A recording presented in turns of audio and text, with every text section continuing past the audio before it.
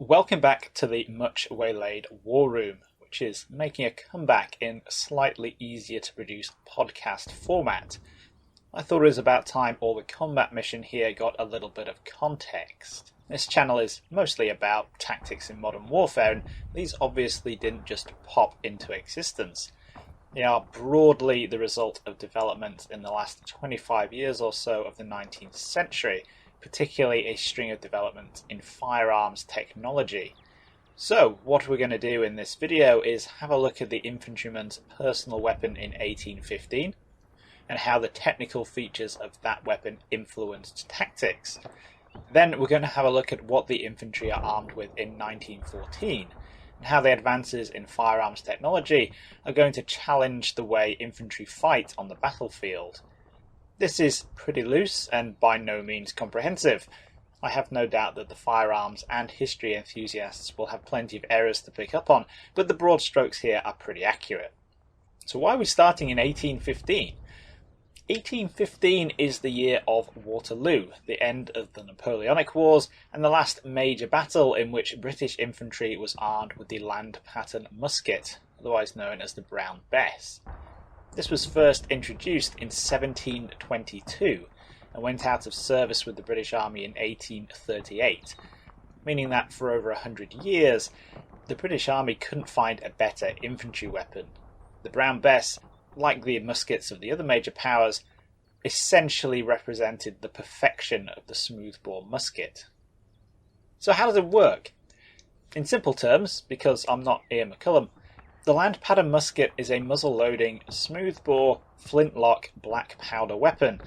All of these terms have tactical implications, and we can take a look at them by going through the process of loading and firing the Brown Bess.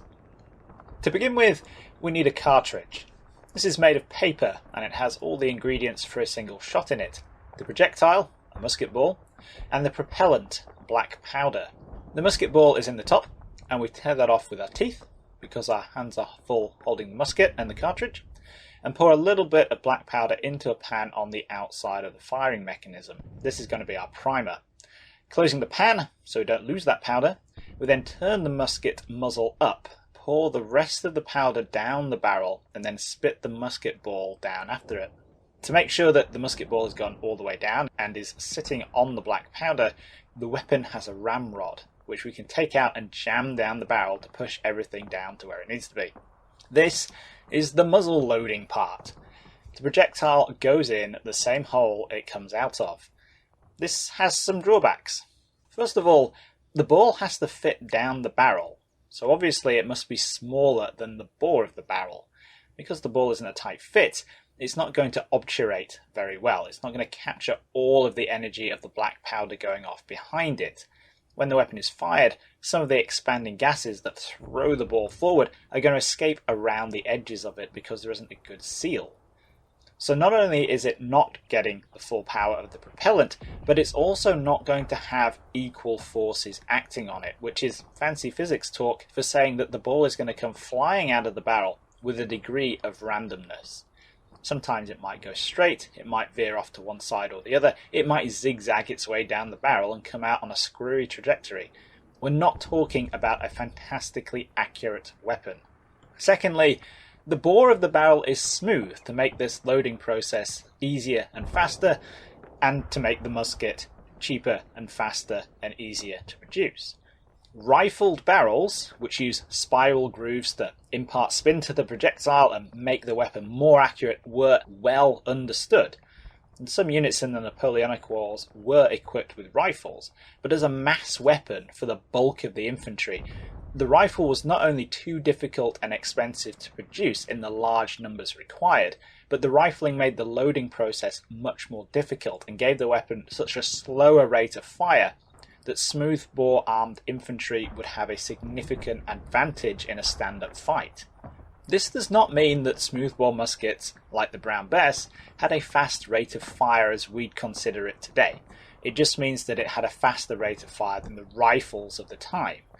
An exceptionally well-drilled soldier could fire maybe 4 to 5 rounds a minute, but 2 to 3 is a more realistic number. Now that we've loaded our musket, we bring it up into the shoulder, cock it by pulling back the hammer, point it in the general direction of the enemy. We don't really have any sights here. And then we pull the trigger. Pulling the trigger activates the flintlock mechanism. The hammer is released. The flint in the jaws of the hammer hits a piece of iron and produces sparks. Some of the sparks get into the pan, igniting the powder we put in there at the start as the primer. The flash from the powder sets off the powder we poured down the barrel, and the expanding gases from this detonation push the musket bore out of the barrel towards the target. We have no idea if this hits the target because black powder generates a lot of smoke when it goes off, and we not only have a load of smoke coming out of the brown best's muzzle, but we also have a bit going off literally in our face from the pan in the flintlock mechanism. The smoke isn't the only problem here. Black powder doesn't burn very cleanly, and after a few shots, the barrel of our musket is going to be filled with residue. This effectively decreases the bore of the barrel, making it harder to get the next musket ball down and decreasing the rate of fire as the battle goes on, as well as making the weapon even less accurate. That's a pretty quick broad overview of how a smoothbore musket like the British land pattern works. So the next question is, how did these technical elements of the weapon influence the ways that armies fought? First of all, we're dealing with an inaccurate weapon. We're not going to be hitting what we're aiming at past about 100 meters. And because of the way the propellant generates a lot of smoke and fouls the barrel, it's not very productive to try and engage outside of that kind of range. You're basically just degrading your own combat effectiveness by blinding yourself, using your ammunition, tiring yourself out, and fouling the barrel without really being able to inflict any significant hurt on the enemy. So we need to use this weapon at short range. Secondly, because the rate of fire is so slow and the weapon is so inaccurate, we need mass to generate a useful amount of firepower. Fighting with the smoothbore musket is a numbers game. The more muskets you can cram into your firing line and the faster you can get them firing, the more firepower you have. So large numbers of men in compact formations are the way to go. You're not going to stop a cavalry charge with an anemic skirmish line. You need weight of numbers. So dense formations, or more accurately, dense firing lines, are the best way to get things done. Thirdly, there are implications for command and control, or just control, because there's not a lot of command going on. To get soldiers to effectively fight and survive on the battlefield, they need to be in close formation for the two reasons we just looked at. In other words, the line infantryman is a cog in a machine. He needs to be able to do two things to be an effective soldier. He needs to be able to do exactly what he's told to do, and he needs to be able to go through the drills for marching, loading, and firing perfectly at speed under stress. In the noisy, confusing, terrifying experience of battle, it's the control exerted on him by his officers through the formation and drills that he's locked into that keep the infantrymen in the fight and propel him to victory. Being fixed into a tight formation means that soldiers have immense pressures on them to stay in their allotted space and follow orders. The success of the whole unit rests on the psychological benefits of cohesion and emulation, and the knowledge that breaking formation will result in physical and social punishment. These three influences on tactics don't represent any real divergence from past experience. At Waterloo, there are lines and blocks of infantry, just like at Marathon 2,500 years before.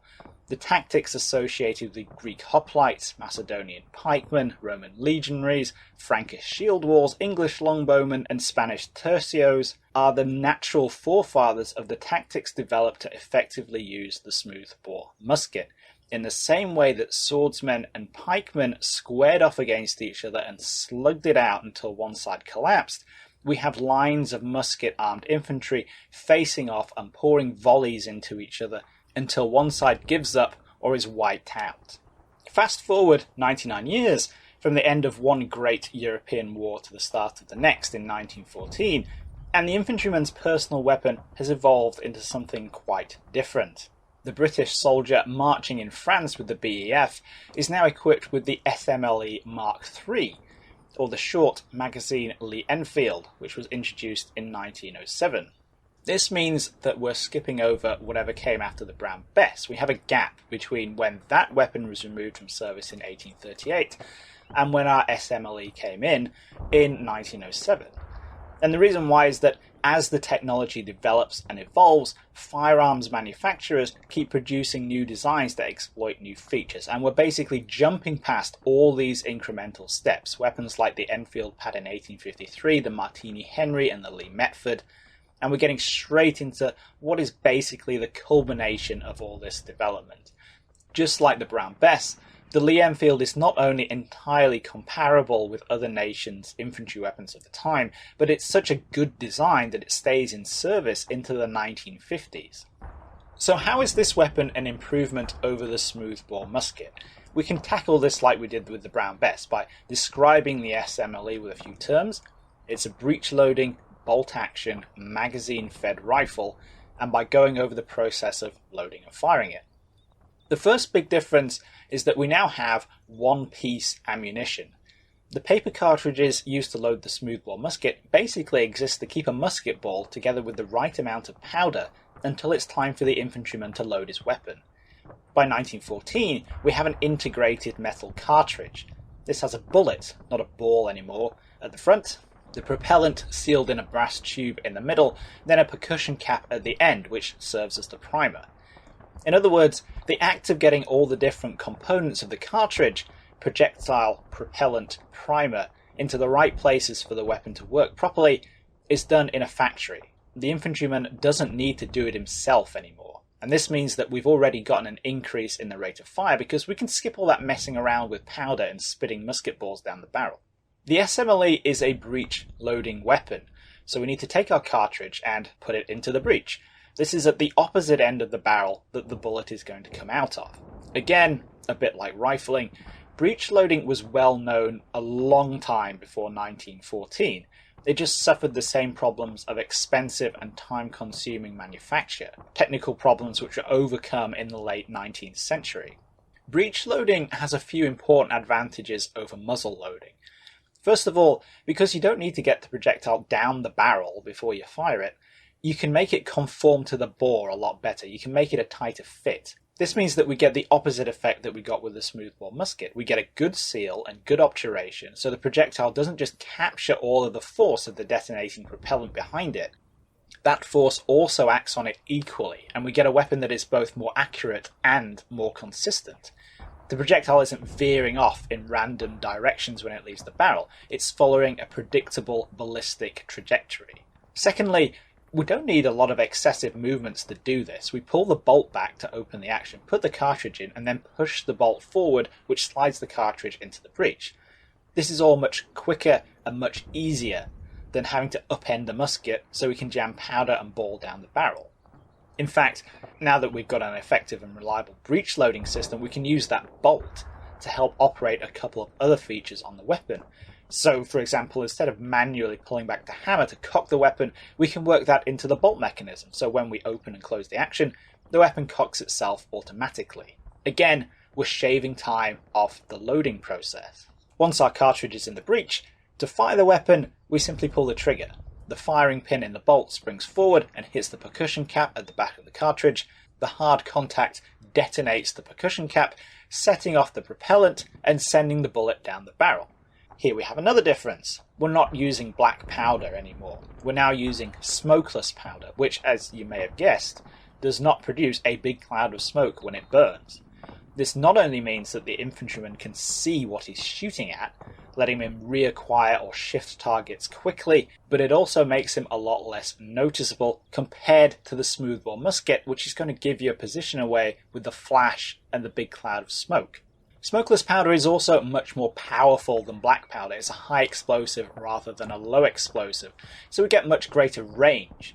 While our Brown Bess was effective out to about 100 meters, the SMLE is effective out to 500, and even that increased range is capped mostly by human limitations and individual skill. The bullet will easily go several times that distance. The combination of much increased range and less obvious firing signature means that it's now entirely possible for the infantryman to remain hidden while he engages the enemy. Back to the weapon itself, the barrel is now rifled, so the bullet is spun as it passes down it, becoming more stable and therefore more accurate, but another key difference is that the bullet is much smaller than the old musket ball. The ball needs to be quite big because it's travelling at a relatively low speed. It needs a fair bit of physical mass to get enough momentum to do damage when it hits something. But now that we have more effective propellants, and force is mass times velocity, we've upped the speed of the projectile so significantly we don't need as much mass. This means that because his ammunition is smaller, the infantryman can now carry more of it. Now that we've fired, we get the magazine fed part. It's quite unlikely that we loaded a single cartridge at the start of this process because there is a 10-round magazine just behind and underneath the breech that we can fill up with 5 rounds at a time using stripper clips. Now, when we pull the bolt back, an extractor claw flings the empty brass cartridge of the round we just fired out of the breech, and a spring in the bottom of the magazine has space to expand a little, pushing the next round up out of the magazine just high enough for the bolt to collect and feed it into the breech when we close it again. We've shortened the reloading process once again. You might be starting to see a trend in the effects of all these new features of the weapon. Compared to the smoothbore musket, everything is faster, everything is easier. The obvious advantage is an increased rate of fire, which we'll get onto, but it's important to note that there is an awful lot less to go wrong when you reload. Loading a smoothbore musket is a relatively complicated multi-step process, and while soldiers were rigorously drilled to perform it like automatons, mistakes happen, especially under the intense stresses of battle. With the SMLE, you can't miss the pan and pour black powder on the floor. You can't render the weapon useless by accidentally putting the musket ball in first. You can't lose the ramrod or, everybody's favourite, forget to take it out of the barrel and launch it at the enemy when you pull the trigger. Almost everything that can be done in advance outside of the stressful, error-inducing environment of the battlefield is done back on a regulated, overseen, and considerably less panic-inducing factory floor. All the infantryman has to do is push the occasional stripper clip into his weapon and work the bolt. Unfortunately, although loading and reloading is massively easier, the infantryman has what we could call a higher skill ceiling. With the smoothbore musket, he basically needs to be able to march, load, and shoot. He doesn't really need to aim very much, partly because his weapon is so inaccurate, but also because of the influence of tactics. He's locked into a formation, firing at short ranges, at another formation, which is a pretty big target. By contrast, the SMLE is much more accurate and much longer range, so much so in fact that it actually comes with sights, so that soldiers can aim properly. So now if you want a good and effective infantryman using his weapon to the best of its abilities, he needs to be taught how to use those sights and he needs to be a good shot. Instead of the weapon limiting the soldier's ability to hit targets like we had with the Brown Bess, now we have a weapon that is limited by the soldier's skill in marksmanship. Finally, having greatly simplified the reloading process, the infantryman can put a lot more lead out. With a bolt-action magazine-fed rifle, he can fire anything up to 15 aim shots a minute, compared to the 3 shots the Brown Bess can get off. Multiply that by the number of men in a platoon or a company, and you're putting out a lot of fire. Even if soldiers aren't exactly marksmen, accuracy by volume is not something to be taken lightly, and the threat of accurate, rapid, long-range fire gives rise to a new effect for the infantry: suppression. You can't do a lot to mitigate the random chance of being hit by a musket ball on a Napoleonic battlefield. The natural inaccuracy of the weapon, combined with short ranges and the need to remain standing to operate as an effective infantryman, meant that there was no real incentive to go to ground when coming under fire. Your best chance was to stand up, take it, go through your drills, and trust into the cohesion and effectiveness of your formation to get you through. With the magazine rifle, the psychological environment is different. Getting hit is to a much greater extent dependent on the marksmanship and volume of fire of the enemy, and it is possible to reduce the chances of becoming a casualty by making yourself a smaller or more difficult target. Going to ground is a legitimate and pretty sensible option in the face of magazine rifle fire. So overall, we have a weapon that is more accurate and longer ranged, whilst capable of being fired several times faster without giving the shooter's position away. It's pretty obvious that the SMLE provides the infantryman with significantly more personal firepower, and while this is a huge advantage over the Smoothbore Musket, the downside is that all the other great powers are keeping up in the infantry small arms race, and they all have magazine-fed bolt-action weapons too. It's very clear to pretty much everyone that if armies try to fight with Napoleonic-style smoothbore musket formations, they will suffer high casualties. But it's much less clear what other options will produce results, or whether the infantry will be able to suck up the increased casualty rate and succeed with traditional tactics. In the run-up to 1914, there is essentially a messy tug of war between the understanding that the huge increase in infantry firepower demands changes to tactics, and the unwillingness to abandon 2,500 years of experience. And making a decision on how tactics need to change is only the first step. After that, armies need to work out how they need to alter their recruitment systems, their training systems, their command and control systems, their procurement systems, and their supply systems to make those new tactics work, all the while worrying about how expensive all this change is and whether or not firearms technology will take more steps forward in the meantime, rendering everything they're doing a waste of time. In a lot of ways, armies are having to run forward just to stay where they are without really knowing where they're going. The only real way to pick out the right path here is experience. And while there is plenty of warfare going on in this period, a lot of this is colonial or imperial warfare that demonstrates the devastating effects of magazine rifle fire, but doesn't do very much to provide the tactical answers demanded by a battlefield where the enemy has a magazine rifle too. Some warfare, however, does take place between belligerents who are both armed with magazine rifles, and one of these conflicts is the Second Anglo-Boer War, fought at the turn of the century between the British Empire and the Boers, who are Dutch-speaking colonists in South Africa. So for the next War Room episode, we're going to zoom in on the opening phases of the Boer War, take a look at a few battles, and see how both sides are dealing with the tactical problems of their new weapons. Hope you guys all enjoyed this video, and I'll see you in the next one.